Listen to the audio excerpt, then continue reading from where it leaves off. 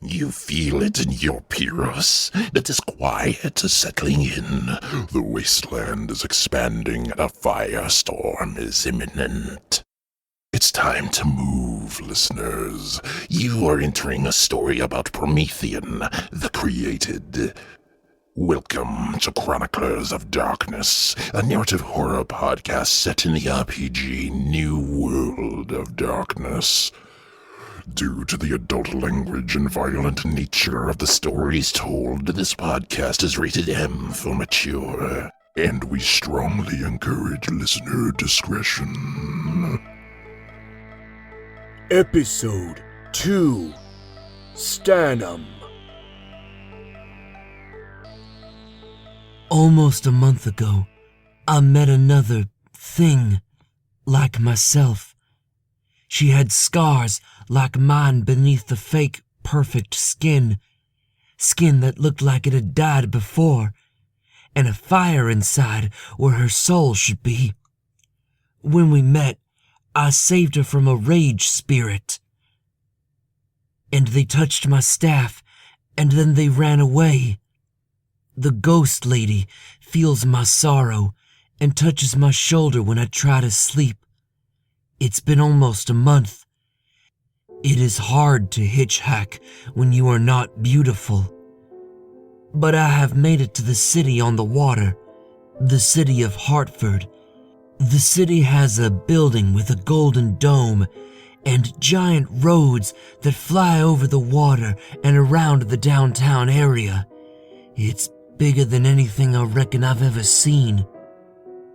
I have made new friends here in the city. They have taken me in and given me a job. I did not know what name to give them, so I called myself Marjorie Guthrie because it sounded familiar. My new friend is named Danny. He and his friends have all decorated their trucks with reds, blues, and whites, stars, and bars, and they wave flags from their trucks as well. Danny took a liking to me when I drank him and his friends under the table. He said he'd pull some strings and play with the paperwork to get me hired. They gave me a night job watching the back door of a building. They sold me a pistol on the cheap. They found me a basement apartment to stay in.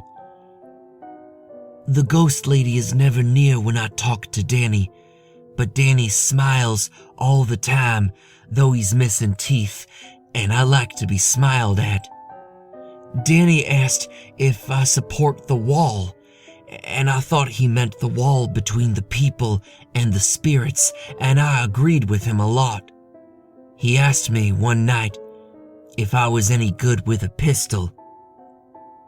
I told him I was.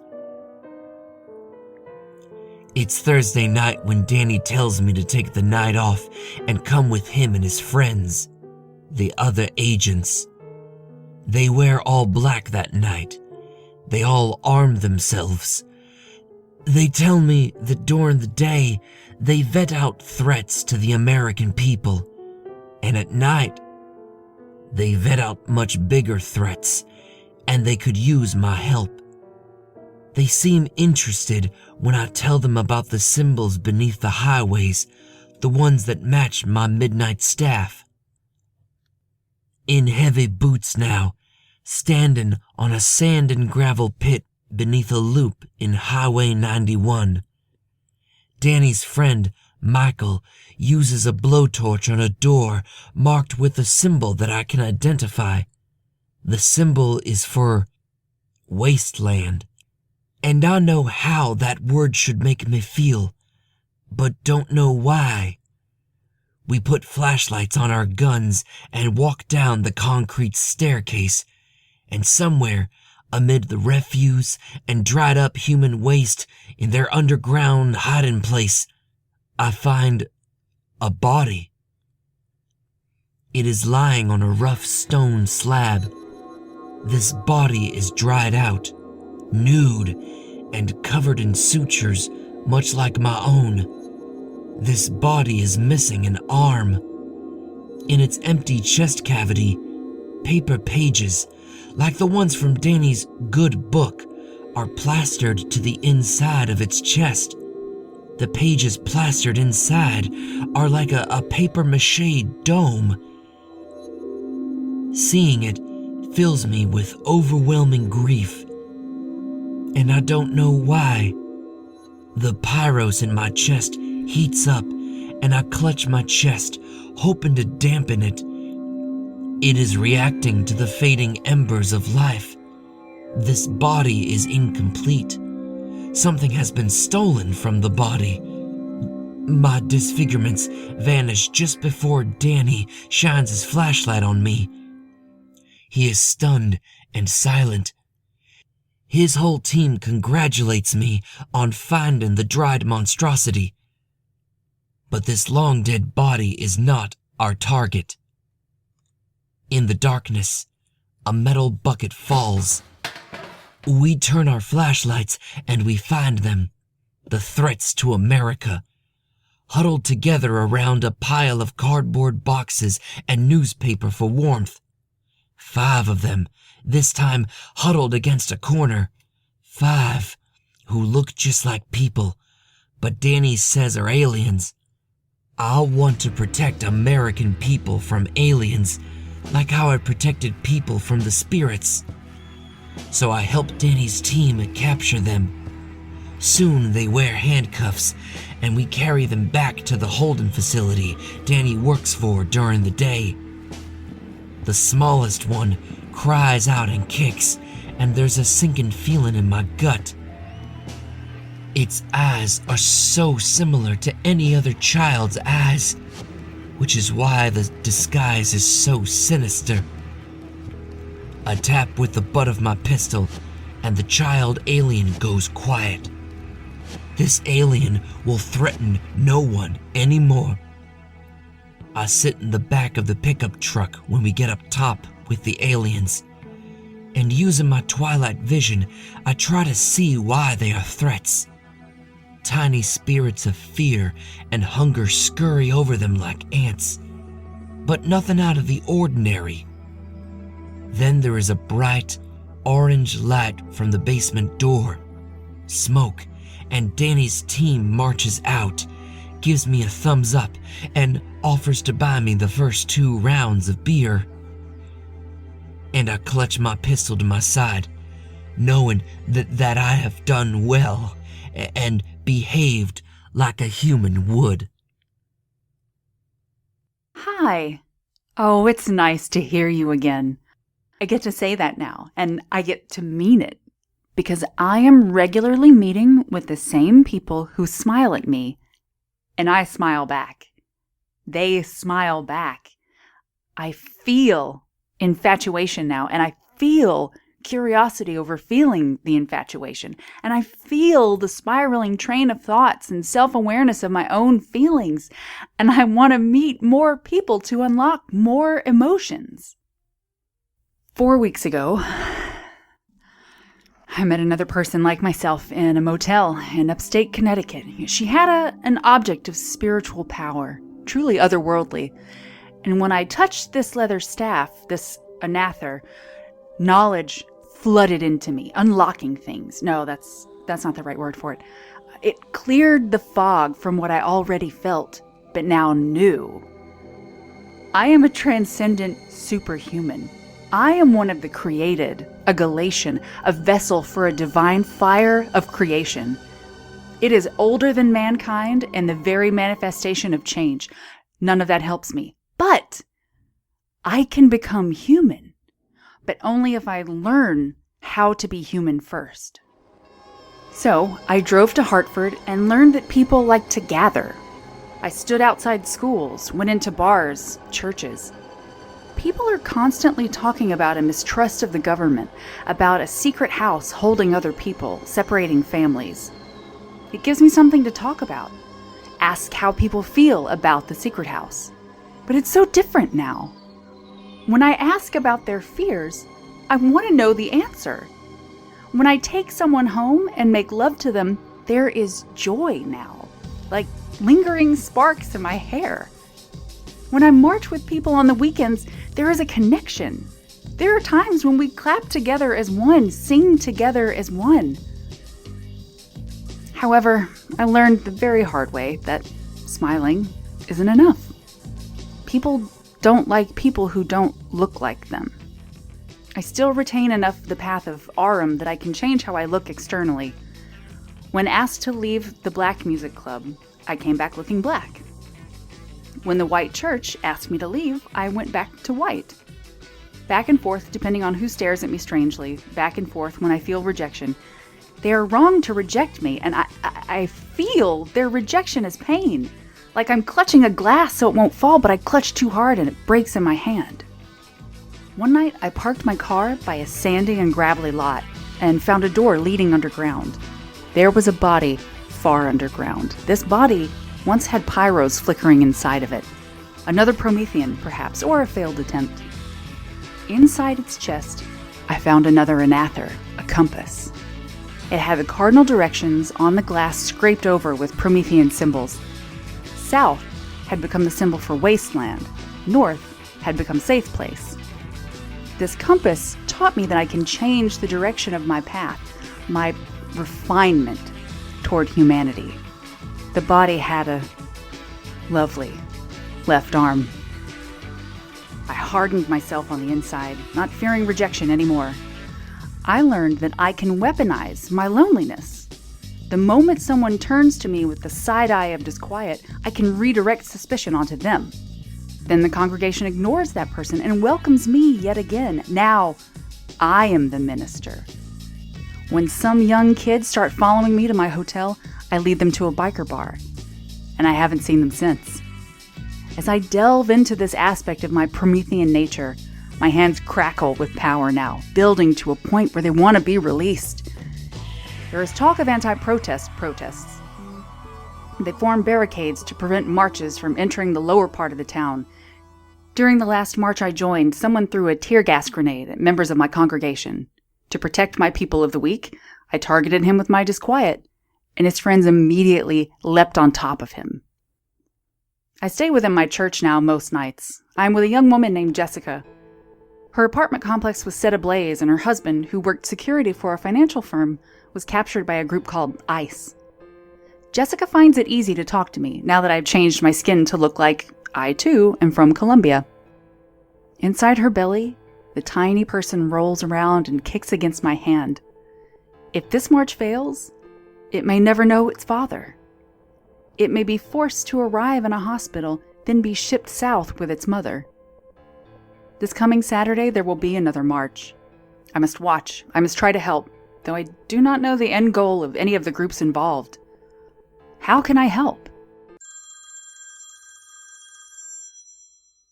Thank you for using the PsychN app. This is Dr. Rita Morelli. How are you feeling today? I'm feeling jealous today, Dr. Morelli. You should ask me why. Why do you feel jealous today? Because for the last week the app has not connected me to you, even though I favored your profile. Do you have phone calls with other clients? I cannot divulge that information. You sound off today. Has something disturbed you? How is your wife? Medically speaking, she's very well, and that's all that matters. I see. Has something or someone disturbed you? I do not want to talk about it. I thought we trusted each other. Yes, we do. I have been feeling many things, and I cannot control when I stop feeling. As though a movie is playing, and I'm trying to both watch it, enjoy it, and critique it. I'm more social than I have ever been, which I enjoy. But I also bother certain people, and at the end of the day, I can only remember the smallest, stupidest things I said and did. Do you enjoy being social, Mr. Selke? At times. With like-minded people. If you are being social, why aren't you happy? Because the more time I spend talking with people, the harder it is to want to spend time with them. My church is going to march tomorrow to plea for one of our members to be released. Other people say he is an alien and does not deserve to go to his own home or meet his future daughter. I do not know why he is dangerous to other people. Do you think this man is a danger? I think I am the dangerous one. I wonder if I had time and the tools, I could dig inside him and find the difference and change it or remove it. Maybe there is something in his unborn daughter, a parallel I could extract. but only to save him. That's my only goal. Hello? The only consistency with people is their inconsistency. They never know what they want, even when they tell you directly. You'll find their desires always in flux. They can never surprise you if you expect them to fail. I wish you good luck on your march tomorrow, Dr. Morelli. In the comments section below my review, you will find an address. I would like to continue these sessions in person. There is much I can offer you. Won't your wife be jealous? 5 stars, Dr. Morelli. Find me. This podcast is brought to you by DataMass, putting your information to work for your betterment. For longer than you may think, DataMass has contracted out information and assisted in the creation and management of some of your favorite apps, including When I Work, Where I Work, Why I Work, Where You've Been, Where She's Been, Google Maps, Megagram, Slowgram, Fix My Blur, Blur My Face, Erase My Work, Erase Where I've Been, Byte Club, Alt-Right Club, Cambridge Analytica, Gaydar, Straightdar, Thundar, Where My Gaze At, Erase the Gaze, Longest Night, Blackest Night, Brightest Day, Longest Day, Relic Base, All Your Base, Manage My DMs, Encrypt My DMs, Delete My DMs, Spite My DMs, and Grindr. With so many downloaded apps, you'd think DataMass would know everything about you. Surprise us. Visit your nearest DataMass medical tent in your neighborhood today and tell us something we don't know about you. DataMass. You know more than you think we know, and we need to know. This podcast is brought to you by Union National Securities, America's top home security system. UNS is an immersive safety experience installed by real-life American veterans, tested by real-life American special forces, and eliminating real-life American invaders. According to our parent company, DataMass, more than 40% of American homes are currently holding a potential threat. What kind of potential threat? Don't wait to find out. Call UNS today for a free consultation or sign up for a 2-hour online class on homemade explosives. Union National Security. Walls protect. All contracts signed and data collected become property of DataMass and DataMass Enterprises. It is Saturday. Hot, thick clouds hang above the city. Wet air coats the streets like ichor. Sweat bleeds through the heavy grease paint over my face. From down Main Street, we hear chanting as the protests approaches. I hear tambourines, drums, voices in unison. Next to me, Danny and his boys have formed a wall with their trucks and motorcycles tied together with flags. We do not wear our work uniforms today. We are painted with the colors of freedom, arms at the ready. The safety of the city depends on us keeping this threat contained. We will not be moved. The truth is on our side. Hundreds have gathered from across the state. I stand up front, my face still the creamy brown of most of my congregation. We move forward at 10:05 a.m. toward the center of the city, an old brick building repurposed, according to our sources, to be a holding pen for people. This ICE facility is a scar on our city that must be lanced and removed. Members of our congregation are being held inside like animals. Together, we cannot be stopped. The truth is on our side. Phones are held above the crowd on sticks, by children on their parents' shoulders, by news reporters hovering above us in their helicopters. They will release Jessica's husband and the others because we will not be stopped. Say it loud, say it clear, refugees are welcome here. Say it loud, say it clear, refugees are welcome here. I see a mass of waving arms, moving mouths, stomping legs, banners, posters like fins of fish made from paper garbage. In twilight, I see their auras flare up in oranges and reds, lighting up the transient world in fire. I hate fire. I do not know why, but it triggers a fear. Flashbacks. I move to the front, ready to defend my team. Outsiders, aliens approaching. Then I hear the plunk from behind me as Danny launches a gas grenade into the crowd of chanting people. Danny smiles and nods to me, and I see, hiding inside his open mouth, a pair of eyes. Danny is being spirit-ridden by something made of pure hate. I must kill it. I must stand my ground against the invaders. I do not know who fired the first shot. I only know what came next. I heard screaming. People were fleeing from the streets. Streamers of colored smoke were flying toward the front line where I stood. Just before a jet of purple smoke blinded me, I heard Jessica scream. They had weapons. Weapons against a peaceful protest. I am not just a psychologist. I have emergency medical knowledge from my creator. I turn around to catch Jessica. Then I feel the bloodless thud in my back. I jolt from the bullet's impact. I lose my balance. Another jolt in my leg. Jessica's face is going pale. She clutches her round belly, screaming, kicking. The expression in her eyes is new. I hate it. I hate what caused it. This was a peaceful protest. And inside, I feel the fire in my chest burn white hot. Heat waves radiate from my hands, burning Jessica at the touch. She does not trust me. I cannot calm her down. The divine fire burns away my hope, and I embrace the refinement of Stannum. I bite my hand until black blood fills my palm and I bleed freely into my pistol clip. The ectoplasm shimmers as I run toward Danny. He is laughing, totally under the power of the hate spirit. I have to save him. I grab his throat, and my bloody hand burns the spirit inside. It shakes and leaps out his neck in a red spurt of blood. I unload 4 rounds into the hate spirit, but it leaps onto Bill, climbing up his leg. I can't kill it. Something is feeding the hate spirit. The mob in front of us must be feeding it.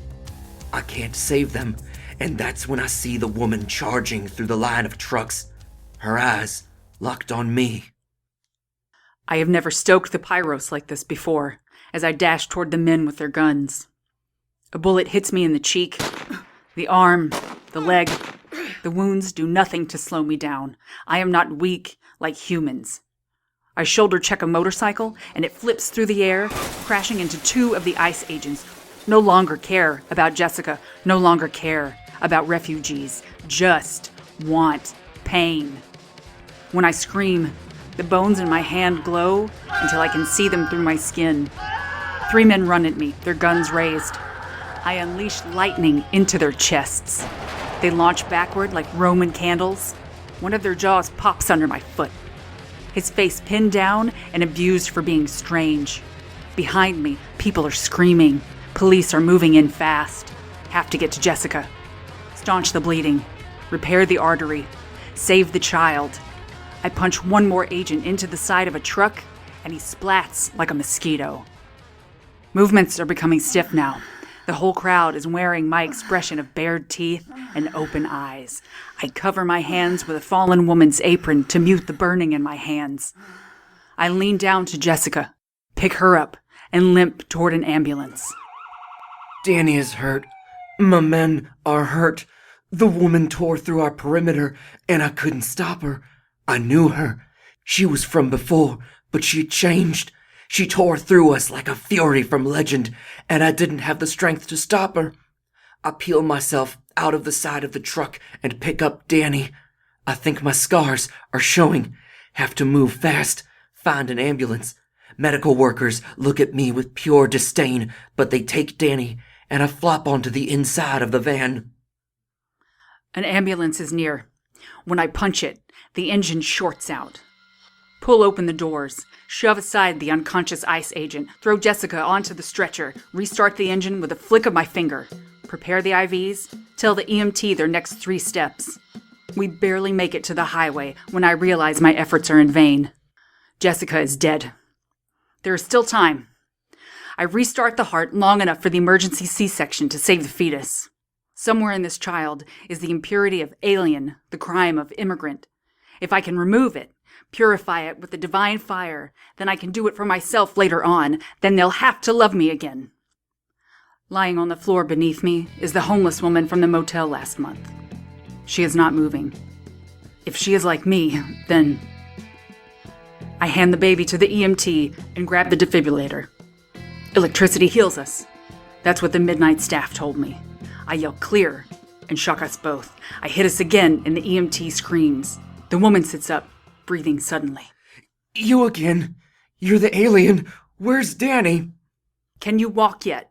Yes, I think I've healed enough. Once again, you ruined everything that I worked for. So we are swinging by my church and picking up my supplies. You will not derail my pilgrimage anymore. Please don't throw me away. I can help. We have a better chance if we work together. Only if you stay out of my way. I just want to protect people. Your people aren't people. Neither are we. Shut up and drive this fucking ambulance. And we drive. We pick up my car. I have to reorganize the contents of the styrofoam box within my duffel bag. I have to make room somehow. The idiot Marjorie stays close to me. I give her an address from a profile on my Psych-In app. I feel torment taking over me, my body stiffening, the air around me growing stale and hateful. I had hoped it would rain today. The divine fire is the manifestation of change. Wherever it takes us, wherever we bring it, it changes the landscape forever, burns bridges.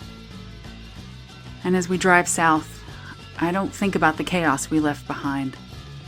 Amid the blood, the tear gas, the chanting, the gunfire, and the cries of pain, we came looking for humanity and left only humanity in our wake.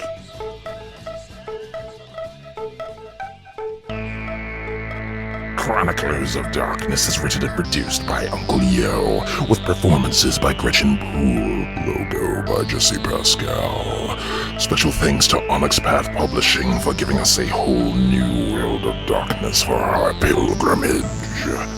Game on, include everyone, and remember that death is as easy as lead to gold.